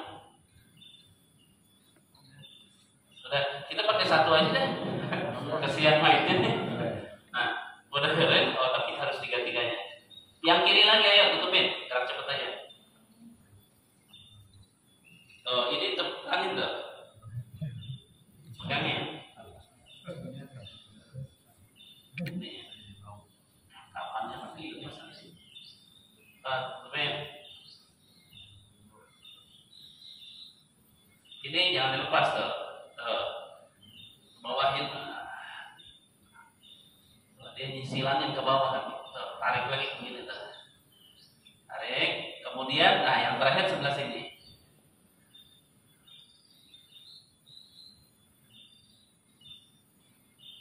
Nariknya. Tuh.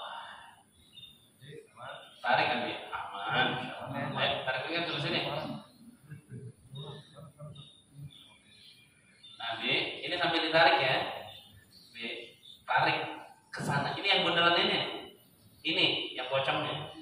Nah, tarik. Oke. Oke. Nah, sebelah kiri main mana? Kiri main. Nah, baru ini diikat.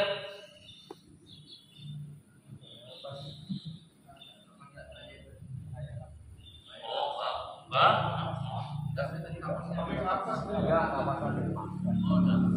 Udah. Atau dibukainnya pas wajahnya, apa-apa. Pas wajahnya dibukain. Nah, oh, sudah, ya sudah. Ayo gerak cepat. Nah, ini intinya diikat di sini sebelah kiri. Oke. Ini pas pantat. Sudah? Udah lah, beres. Dibuka.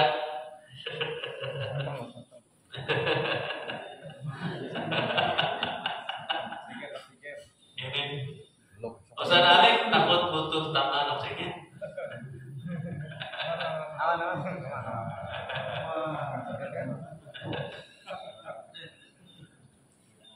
Nah itu ini mohon maaf, udah biarin aja cuma. Punten, kita tutupin aja ini alasan darurat. Tutupin aja. Nih, ini yang paling penting terakhir di kuburan. Perhatikan. Cara nurunin mayat di kuburan itu kita yang paling sering begini. Ini kita coba di dalam kubur satu. Nah, satu kali di situ aja nggak apa-apa. Antum di pinggir situ. Ini kita ceritain di dalam kubur nih, kan? Biasanya mayat disimpan di mana? Di sini, di atas ini. Jadi nyodorin mayat gini kan? Gini. Itu sebenarnya kalau mayatnya berat itu mohon maaf. Kalau mayatnya kebuksan kita mayat ini begini loh, bukan begini. Begini kita ambil mayat, berat ini. Sebuah bermasalah tuh dari mayat. Kenapa bermasalah? Karena metodenya salah. Anda kalau turun pantat dulu, kepala dulu, apa kaki dulu? Nah, kita ini hidup kaki dulu, apa pantat dulu kalau turun? Kaki. Makanya mayat itu di kuburan SSR atau di ujung sana, mohon maaf supaya contoh ya. Tapi di tengahnya. Nah, ini kita ceritain di dalam kuburan, punten ya, afwan. Jadi kita di dalam kuburan, mayat itu di sini, di atas tuh di sini mayat itu. Nyodorinnya itu gampang. Saya pertama megang kaki. Ringan nggak megang kaki? Ringan. Cara megangnya ujungnya ini. Saya pegang tali pocongnya, makanya ada tali pocong buat apa emang? Dilebihin ujungnya buat apa? Nurunin ke makam itu yang bagian atas pun nggak keberatan, pegang pocongnya itu, pegang pocongnya, punten, cukup ya, selesai dulu. Ini kan punten, ada pocong di sini, gini, nah nurunin itu ini dipegang. Nanti pada saat mayat itu diturunkan, saya ngambil kakinya, geser ke kakinya ke sini, geser ke sana, badannya turun itu sudah di tengah semua. Seberat apapun jadi ringan. Kenapa? Posisinya benar. Nah kalau sampai ini begini, ini kita bukan atlet olahraga suruh angkatin beban 100 kilo. Begini loh, tenaga nggak ada. Makanya yang afdol tuh naruh mayat itu begini. Artinya gini, kuburan ke kiblat sana kita contohkan. Jadi di samping kanan orang yang nguburin situ. Supaya apa? Gampang. Saya pegang kakinya nih, tali turun, oper ke tengah, oper, santai. Turunnya enak. Nurun begini tuh bukan beban, dia kayak ngeglosor, lebih mudah. Nah, sudah nanti di dalam kuburan, ini punten dalam kuburan, mayatnya bisa ditarik kan cuma sedikit. Tarik aja nggak apa-apa, kakinya. Sudah. Ini mungkin kalau ibu-ibu di dalam kubur karena nggak ada yang tugas ya tuh. Ini udah beres di dalam kubur, ini dibuka semua tali, kain kapan juga dirapihkan. Setelah dibuka semua tali, pas kepala dibuka. Tuh. Kan tadi ada kapas, diangkat kapasnya. Dibuka. Kenapa? Karena pipinya akan ditempelkan ke tanah. Nah, disitulah posisi adzan. Tuh, mayat itu diangkat. Allahu Akbar, Allahu Akbar, Allahu Akbar, Allahu Akbar. Nah begini cara ngazanin yang benar. Bukan mayitnya di situ satu orang Allahu Akbar, Allahu Akbar. Ngazanin siapa? Makanya pantas ada orang teriak. Emang waktu sholat, ya pantas orang teriak-teriak begitu ngapa? Pendapat ulama itu dianjurkan ngazanin mayit karena disyabahkan, diserupakan di dalam hukum ketika manusia keluar dari rahim ke dunia, mereka diazankan, maka manusia keluar dari dunia ke alam kubur juga diazankan. Kias namanya. Makanya pada saat ngajanin mayit saja yang diajanin. Tuh, angkatin, tuh, tutup. Allahu Akbar, Allahu Akbar. Beres. Balik. Allahu Akbar, Allahu Akbar. Asyhadu an la ilaha illallah. Jadi yang di samping pun bisa jadi nggak dengar. Jadi kan yang repot pengamalannya itu tidak sesuai. Akhirnya jadi keributan ini. Kokoh dengan dalil bahwa azan harus itu kokoh bahwa kamu azan buat apa teriak-teriak di kuburan. Ya, jadi ini salah, ini salah karena nggak sesuai dengan hukum. Nah setelah beres, udah beres, ini dibuka, ini ditutup, tuh ini dibuka. Baru dah kita bertiga nih nempelin Bismillahirrahmanirrahim. Ayo, miringin. Ini miringin ini kakinya ke dalam. Nah, ini agak ke dalam. Ini badan keluar. Seperti orang mau ruku. Begini, lepas aja. Ini kalau main asli pun saya praktekin pasti diem. Banyak orang kan diganjel batu. Kenapa diganjel tanah batu? Karena nggak pas naruh mainnya. Makanya perlu diganjel. Karena dia harus kahayatul roki, punten badan begini agak nyarung begini. Jadi posisinya dia nyakuplok, udah. Nah baru setelah itu beres, mau diganjel juga tidak ada masalah. Dan udah beres, baru kita tutup pakai kayu, pakai bambu atau semacamnya. Baru setelah itu tanah dimasukkan, baru udah beres. Jelas nggak kira-kira? Ada yang mau ditanyakan sebelum tutup doa? Telinga kanan azan, telinga kiri qomat. Tapi caranya tadi ya, jangan berdiri teriak-teriak.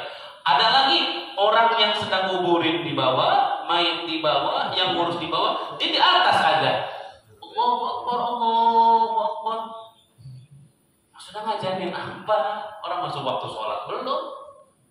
Loh, ini buat ngajarin mayit Ustaz. Judulnya lihat, ngazanin mayit. Judulnya itu jelas, ngazanin mayit. Seperti sama ngazanin bayi. Ngazanin bayi gimana? Ini bayi nih. Emang kalau ngazanin bayi gimana? Bayinya ditaruh di bawah. Allahu Akbar, Allahu Akbar. Kan enggak. Atau bayinya ditaruh di tempat tidur, kita akan di sini. Bukan, bayinya diambil tuh. Digendong, ini telinganya. Allahu Akbar, Allahu Akbar, Allahu Akbar, Allahu Akbar. Cukup buat dia, bidan aja nggak usah dengar. Kalau kencang kesian telinga. Allahu Akbar, Allahu Akbar. Bidan, Allahu Akbar, Allahu Akbar. Akhirnya semua yang di makam pada Allahu Akbar, Allahu Akbar. La ilaha illallah. Jadi orang ngiranya mau sholat ente. Jadi wajar kita yang prakteknya salah. Itu mah ibarat minum obat. Sebelum minum obat dia apa? Dikocok dulu. Ini orang minum obat, kocok nih, digoyang-goyang perutnya. ngocokin obat karena ada tulisan minum obat ya dikocok dulu. Jadi benar ucapannya tapi prakteknya salah itu. Lucu kadang-kadang. Tapi kalau sudah dikasih tahu itu kadang-kadang karena udah terbiasa salah mereka tetap nggak mau. Baik, ini sudah ya. Berarti sholatin sudah, hafalan sudah, nguburin barusan sudah. Kalau dalilnya nggak usah dipraktekin. Baik, kita tutup doa. Kita tutup doa. Bismillah. Ada yang mau ditanyain sebelum ditutup doa? Hah? Tidak ada? Ayo. Ya, ibu-ibu minta maaf ya karena nanti untuk tadi untuk perempuan kita hanya segitu bisa dipraktekin. Tapi intinya ibu-ibu sebenarnya lebih mampu karena mereka menjalankan. Ya, kalau saya secara pribadi memang lebih sering menjalankan pastinya di laki-laki. Perempuan nggak pernah sama sekali. Laki-laki kita jalankan. Nah, intinya gimana ya?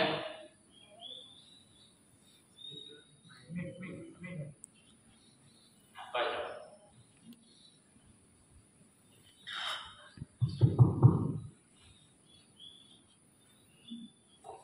Iya.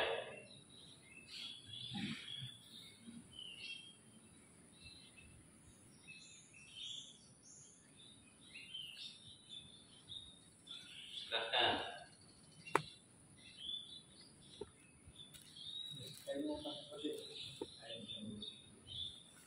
Ini kain batu, batik maksudnya apa?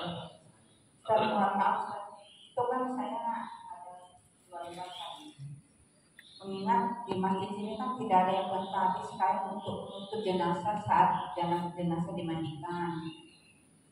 Nah itu sengaja beli kain untuk basahan, untuk bait di saat mayat itu dimandikan. Karena kadang-kadang kesulitan mencari kain seperti itu dan itu memang kainnya lebih tipis dan jarang. Supaya kan langsung ke bawah. Nah itu 2 lembar karena saya siapkan untuk orang laki. Baik. Ini Ibu Punten. Ini kain yang disiapkan atau yang dibelilah katakan untuk mandiin mayat. Di kita memang kain ini yang sering dipakai yang nyerap. Bahannya bagus ini. Memang kalau belum kena air kasar nih. Tapi kalau udah kena air sekali, 2 kali, 3 kali, apalagi kesekian kali ini bagus. Terus yang ditanyakan apa? Ini bahannya bagus. Itu kan untuk nutupin saat mandi. Untuk mayat laki Ustaz ya. Oke. Nah kalau mayat perempuan kan terkadang gini. Ini mungkin saya ambil siasat saja. Di saat mayat itu terletak kan tertutup depannya Ustaz ya. Mayat perempuan nih ya, tertutup depannya. Saat kita miringkan mau menyiram punggungnya pasti kan terbuka. Makanya yang saya buat siasat itu adalah 2 lembar kain itu saya jahit sampai sambung. Jadi ketika mayat perempuan itu dimiringkan, kain itu tetap berlebih menutup punggungnya. Kalau misalnya kita tidak nyambung, maka harus pakai 2, begitu dimiringkan harus langsung segera ditutup lagi. Nah itu kalau untuk mayat perempuan saya buat dijahit sambung di tengahnya Ustaz seperti itu. Oke. Nah. Satu lagi Ustaz, kalau ini yang sering terjadi Ustaz ya, ini terjadi di perumahan Natur. Mayat meninggal malam hari. Malam hari, oke. Nah sering banget itu apakah dari pihak sahibul musibah ataukah dari pihak RT atau RW sudah meminta mayat itu segera dimandikan di malam hari. Oke. Nah kita pun ditugaskan terpaksa mandikan malam hari karena sampai tengah malam. Sedangkan si mayat ini disolatkannya itu nanti besok setelah baca dulu Ustaz. Oh, Masya Allah. Nah jadi kan kelamaan. Sehingga kami juga petugas itu kan harus balik lagi ke tempat membereskan persiapan untuk pemberangkatan, misalnya dikosongin lah, dirapikan segala macam. Nah ini bagaimana siasatnya Ustaz? Mungkin Ustaz bisa ngasih saran masalah mandi di malam hari ini. Oke. Itu saja. Terima kasih. Assalamualaikum warahmatullahi wabarakatuh. Waalaikumsalam warahmatullahi wabarakatuh. Baik, ada 2 poin penting. Ini Ibu sepertinya. Siapa yang nanya? Oh, Ustaz, kirain siapa? Baik. Jadi gini, pertama tadi mensiasati kain ini dijahit jadi 2 jadi lebih lebar. Itu sebenarnya siasat. Artinya gini, pada prinsipnya kain itu mau dibuat dua jadi lebar atau dua seperti yang sudah kita praktekkan, itu sama aja, Ibu. Tidak ada bedanya. Karena tujuan kita itu satu, bagaimana menjaga aurat itu supaya tidak terlihat. Itu pada prinsipnya itu. Jadi tidak ada misalnya, oh yang dibeginikan dengan yang ini bertabrakan pemahaman, tidak. Ini sama aja. Hanya kenapa kita mempraktekkan yang kemarin? Karena kalau yang kemarin itu saat dipanjangkan pas pusar sampai dengkulnya, itu saat dibalikan, itu yang tertutup murni pas auratnya sehingga tidak mengganggu kepada punggungnya, kakinya. Tapi kalau yang dilebarkan semuanya, dijahit jadi dua, maka saat dibalikan itu semua akan tertutup sehingga ya artinya kurang kurang leluasa yang memandikan. Tapi kalau memang sudah nyaman seperti itu sah, boleh, sama aja. Karena tujuannya satu, semua itu dilakukan agar yang memandikan mayat ini menjaga dari pandangan terhadap aurat yang bisa saja terlihat. Nah, itu masalah itu, jadi tidak ada masalah ya. Baik, yang kedua, masalah memandikan malam hari. Punten. Pertama, sisi hukumnya ngurusin mayat di malam hari sampai nguburin hukumnya makruh. Nguburin mayat malam hari itu hukumnya makruh. Ngurusin mayat, mandiin, ngapain, nguburin itu makruh. Jadi tidak boleh malam itu. Secara hukum makruh, bukan haram ya. Tolong dicatat, bukan haram. Tapi kalau ada orang enggak, saya pengen malam ini diselesaikan aja, misalnya, ya silahkan, sah-sah saja. Dibenarkan secara agama, tapi makruh. Hukumnya makruh. Nah, kalau umpama gini, mayat meninggalnya jam 11 malam, misal, tanya keluarganya, ini mau dikuburkan kapan? Misal, paling nanti keluarga belum pada sampai, jam 9, jam 10 baru nyampe, telat-telatnya zuhur akan disolatkan. Ini misal ya, mohon maaf. Nah, ketika kejadian seperti ini, mana yang terbaik? Apakah yang terbaik malam-malam dimandikan, kemudian katakanlah dirapihkan dengan kain kafan, kemudian nanti disolatkan? Atau malam-malam jangan dimandikan, rapihkan saja, buka bajunya, tutup pakai kain yang sudah kita praktekkan yang dingin, taruh di tikar, udah, kemudian mandikannya nanti, misalnya jam 9 menjelang atau mendekati, diurus, disolatkan dan lain-lain. Mana yang terbaik? Karena dua-duanya boleh. Dua-duanya boleh, tapi masing-masing yang pertama ini punya risiko. Yang paling afdal dan terbaik adalah mayat malam hari meninggal, kalau yakin mau diuruskannya misalnya jam 10, maka malam itu cukup dirapihkan. Apa perapihannya? Tutup matanya, ikat kepala sampai dagu, tangannya dirapihkan ke perutnya, kakinya diikat juga supaya tidak terlalu melebar acak-acakan, rapi, sudah rapi, tutup pakai kain dingin, sudah, jangan dimandikan dulu. Sudah biar barangkali ada kotoran yang keluar, udah biarin. Tapi perutnya nanti ditaruh sesuatu untuk menahan supaya tidak masuk angin. Nanti pada saat pagi hari, jam berapa mau disolatkan? Jam 10, jam 10. Berarti jam 7 itu sudah bisa dimandikan. Mandikan jam 7, ibarat bapak-bapak ini deh, mohon maaf. Kalau bapak-bapak mau pergi jam 11 siang, misal, ada nggak yang mandinya malam-malam jam 12? Hah? Normal manusia ada nggak? Nggak ada. Kecuali Anda mau perginya jam 1 malam. Anda istirahat dulu, nggak ada isya, jam 12 bangun, mandi nggak di situ? Mandi, karena mau perginya jam 1 malam. Ini mau perginya jam 11 siang, mandinya jam 1 malam. Artinya sah-sah saja kalau Anda mau begitu, tapi kan secara akal sehat manusia, secara kesempurnaan itu tidak didapatkan. Maka oleh sebab itu, Ibu Ustazah mohon maaf, kita ini bapak-bapak, memang kelemahan kita satu, tidak punya jadwal tentu jam berapa mau nyolatin mayat. Itu yang jadi acak-acak. Akhirnya apa? Kadang-kadang ada mayat disolatkan, apalagi perumahan, itu yang nyolatin bisa 7 orang loh. Yang nyolatin 7 orang.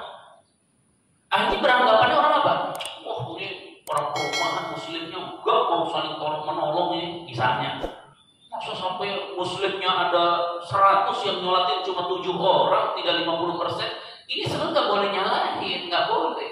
Kita nggak boleh nyalahkan apa-apa. Boleh. Ada 7 itu sudah nikmat dari Allah, ada yang mau nyolatnya.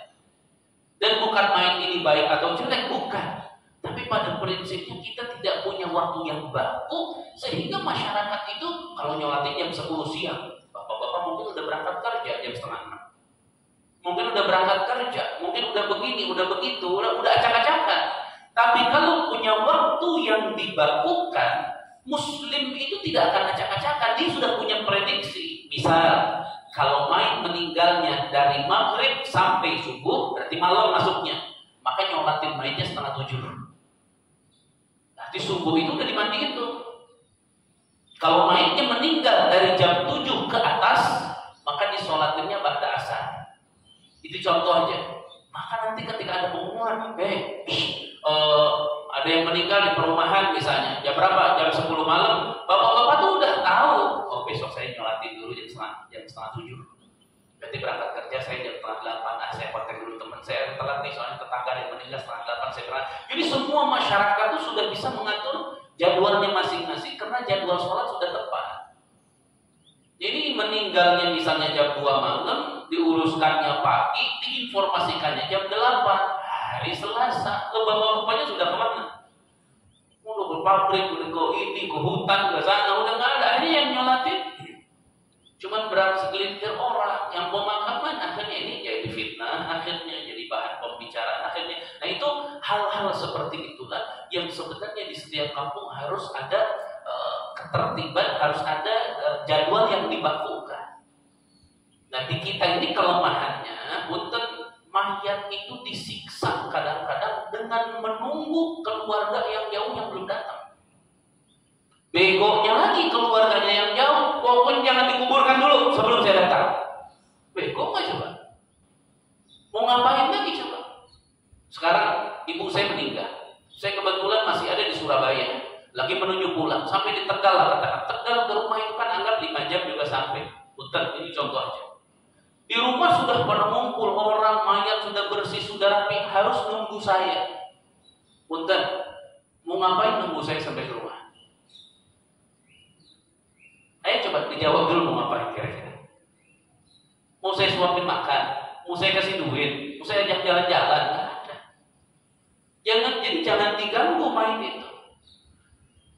Ya, para kesepuhan, saya sebagai anaknya mengizinkan. Silakan uruskan aja semuanya. Uruskan semuanya. Saya menuju pulang, sedapatnya saya lagi ngapain? Ya itu rezeki saya, sudah. Uruskan, sudah, biarin. Ini yang repotnya kadang-kadang anak-anak ini. Dan rata-rata yang begitu apa? Kurang bakti kepada orang tua. Nyesel, nangis. Saya itu tidak pernah berbakti ketika mereka hidup. Berbaktinya mau ketika mereka wafat. Apa gunanya berbakti setelah wafat? Kadang-kadang ada orang begitu. Ibunya masih ada, dia mampu ke sana. Itu tiap bulan aja kagak. Giliran meninggal udah paling gaya, nangis tuh nangis karena banyak dosa dia. Banyak dosa, jarang ngunjungin orang tuanya. Jarang ngebahagiain. Kalau ngebahagiain, dia pasti gembira dengan wafat. Dalam artian gembira, dia akan senang karena semasa hidupnya telah betul-betul berbakti kepadanya. Itu. Jadi inilah PR kita. Makanya Ibu Ustazah punten, kalau di sini ini kan perumahan. Perumahan itu kan sedikit skalanya, tidak seperti kampung potongan. Nah ini perumahan ini sebenarnya tinggal kumpul kesepuhan, ketuk palu. Mau gimana aturan di perumahan ini? Mau nyontok kayak tadi, pokoknya yang meninggalnya malam 6:30 disolatin. Jadi nanti bapak-bapak habis sholat subuh kayak sekarang di masjid aja sudah manjangin itikaf, baca Quran apa, mayat dibawa kemari langsung sholat sudah langsung pulang. Oh meninggalnya dari jam 7 ke atas sudah sholatkannya berarti pada asar. Jadi baku gitu. Itu kembali terserah masyarakat di sini, terserah kesepuhan, terserah ustadz, guru di sini, itu terserah. Cuman saya hanya memberikan gambaran. Nah makanya kembali kayak tadi fokus, kalau meninggalnya malam dan mau dikuburkannya pagi-pagi misalnya, maka uruskanlah sebelum subuh. Malam istirahat aja, tidur apa. Kecuali di situ mayat supaya ada yang temenin dia bacain Quran apa dan lain-lain. Kita biasanya kalau kami di sana ada yang meninggal biasanya diutus santri pada baca Quran di rumah. Masya Allah. Santri ingat kepada mayit, keluarga mayit pun ingat kepada santri. Artinya apa? Saat mereka ada rezeki bersedekah, mereka kasih ke santri, santri bersedekah. Istilahnya saling diuntungkan satu sama lain secara dunia dan akhirat. Nah, balik lagi, ketika posisinya itu mayatnya malam, dikuburkannya jam 12, maka jangan diurus, jangan dimandikan. Sudah, rapihkan saja, pulang ke rumah istirahat, nanti jam 8 baru mandikan. Kalau mau jam 12 diapanya? Diuruskannya atau dimakamkannya. Tapi tadi kembali kepada keafdalan, Allah berfirman, "Tsumma amatahu fa'aqbarahu." Setelah Allah matikan manusia, kemudian Allah kuburkan manusia. Kuburan itu bagian dari nikmat Allah untuk kita. Nah, di situ ulama ahli tafsir sepakat sunnah mempercepat ngurusin mayit, mulasarah mayit.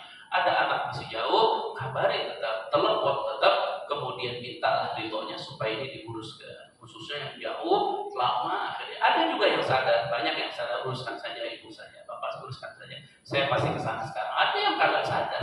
Nah, ini ngadepi yang nggak sadar ini, akhirnya yang ngurusin mayit kesian gitu. Nah, makanya haruslah satu sama lain saling memahami. Yang menguruskan mayit, mereka memahami keluarga mayit, keluarga mayit harus memahami yang ngurus mayit. Maka supaya itu semuanya tercipta dengan rapi, harus ada undang-undang khusus yang dibakukan di sini sehingga masing-masing tidak akan ada suudzon. Contoh waktu sholat, tadi subuh kita masuk adzan subuh 4.22. Kalau di saya 4.23, tapi sama aja, beda sedikit.